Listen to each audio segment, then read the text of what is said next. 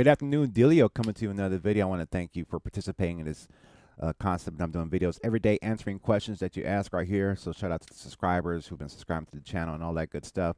And today's video is about originality versus doing things that you feel like will sound like it'll work. There's always that struggle between doing something new and feeling good about it and being different versus, okay, I know this is what works, this is what other people works. And so we're going to tackle that. So let's pull up the question and let's see if we can answer it. So ZH, shout out to ZH. Thank you for participating in this and leaving your questions on this channel. So I guess I'll ask my question. Do you think there's such a thing as original music? Of course I do. Definitely there's original music all the time, and all music borrows from something else. I get that. But when you make it and you make it with your individuality, it does become original. No. So, do you define yourself being original as being first or having the courage to be yourself? I think that being original is a default that you have. And I think that internally in our minds, we feel like we're unoriginal just because we may have heard something and then we try to regurgitate it back out a little bit differently. And, I think this all falls into wanting to reach the world. I think the bottom line is we want to do something what we create as we sing or as we make beats or whatever it is. We want to reach the world, and we know that a lot of people who are very successful, and I'll speak from my knowledge from the music producer side. So the whole Neptunes things, their sound, Timbaland and their sound, it was a different sound that still borrowed elements that were there before, but it was their own spin on it. But it still borrowed things, and so I think that it does take courage to go into realms musically or creatively in whatever you feel you have. I believe it does take courage to dive in, to be this, to grab an old keyboard and make a beat, or it does take some courage because you don't get that mental you don't get that dopamine hit of saying, okay, I know if I do this, I will get this result. And a lot of times in creativity, that's like kind of like the Achilles heel, because when we're creating, we want to do something that we like, and then we have that mental block in our heads like, I like it, but I don't think anybody else will like it. And so it diminishes our self-value on what we create. And so you actually have to find courage or choose to create and be original anyway. And so I think that's what it takes there. So, here's another question on this. It says, what's your view on that? And do you often go through an internal battle of being quirky or alternative in your music while being mindful that less is more to maintain familiarity and sound? This is an ongoing internal battle, but I think that with my experience from dealing with this internal battle, I have developed tools and ideas and concepts, and sometimes just simple resolutions, especially at this stage. It's like, hey man, this is me, this is what I do, this is how I sound, this is my voice, this is how I make my beats.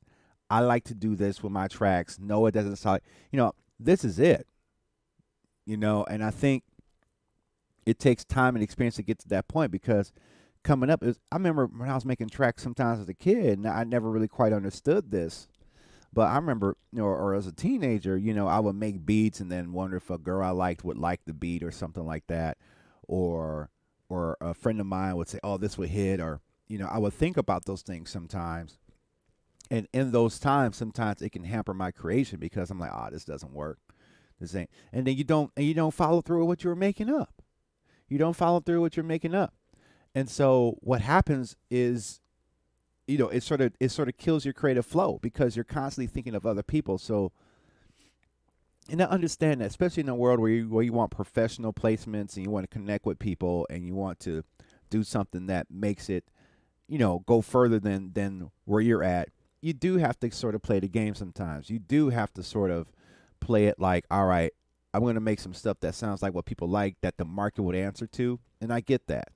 But I think that also that it's okay to take time to go off the beaten path and still create. I personally think the most flavor is when you take the quirks that you have about your sound or whatever it is you're creating or how you sing or how you write, that you take that and let that be you and you enjoy that and always improve on that. Like if there's things that I create originally, it's like, okay, I can improve on this. and then on the other side of the coin, it's like, okay, on the other side of the coin, I can make things that sound like the radio. Like I remember I was in a beat battle. Actually, it was on my YouTube channel here where it just said it sounds too much like the radio. So here I am being critiqued for. So it's funny. I've been critiqued for being different, and I've been critiqued for sounding so much like what's out there. It's like, right? So with all that going on and that reality, we got to think about, all right, what's the truth? The truth is, in my opinion, is that you have not shared your music with enough people. The world is a very big place, and we don't get to see that within our four walls. And it's easy to forget that unless you travel or go somewhere, you forget like the only people that you interact with online or offline, you think that's it. There are so many more people out there that don't know who you are. And these platforms aren't making it any easier for you to reach them because they want you to pay. Right? But there's still some ways to do that. And the thing is, you gotta create content. You gotta reach people. You gotta keep meeting new people. Like for me, and this goes back into sales funnel 101. You gotta keep putting people in your funnel that see your music and stuff like that. I've made the mistake in the past of sharing my music to the same circle of people that are within my realm, and them not responding to it, and then I draw a conclusion like, okay, well, I guess my music isn't that good because family and friends from home aren't liking and commenting on it or sharing on it. And that's a bad conclusion to draw on because it's not the whole picture, right? And so then therefore you develop this mentality of, okay, I got to create something that I know they will like. And what makes them so valuable? What did they do to earn a place of opinion that is so high that it determines what you create and what you don't create? How did they earn that? Did they earn that by default just because you grew up around them? Did they earn that by default just because they're family? And I'm learning that family is relative. Family is very relative. And so you have to think about that.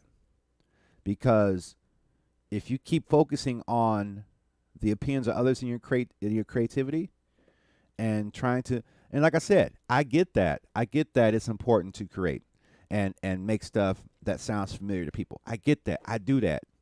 My point is this: have two bags. Have two realms you can be in. Be in a realm where you can go as weird and as crazy and as wild as you want, as different as you want, and work that and have a catalog of that. And then go on the other side, do something that sounds familiar that you know everybody will connect to easily, and have a catalog of that. Whereas it'd be videos, pictures, photos, songs, beats, all that. And I believe you'll have balance. But it is best to focus on a place of being comfortable, of you being who you are and how you create. Because all it takes is for the right thing to happen, and then that be the main thing. Neptune's beats didn't sound normal when they first started.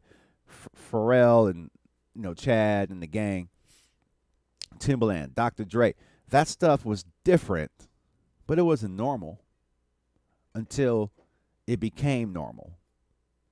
So try not to marginalize what you create that's off the beaten path versus what you does. Like I said, I think it's a good idea to have times where you do that and you go crazy, and the times where you do something that feels more familiar. So I hope that helps. Thank you so much for commenting on this video. If you like this type of content, subscribe to this channel, hit the like button. I'll see you on the next video where I upload another one tomorrow. See y'all later. I'm out.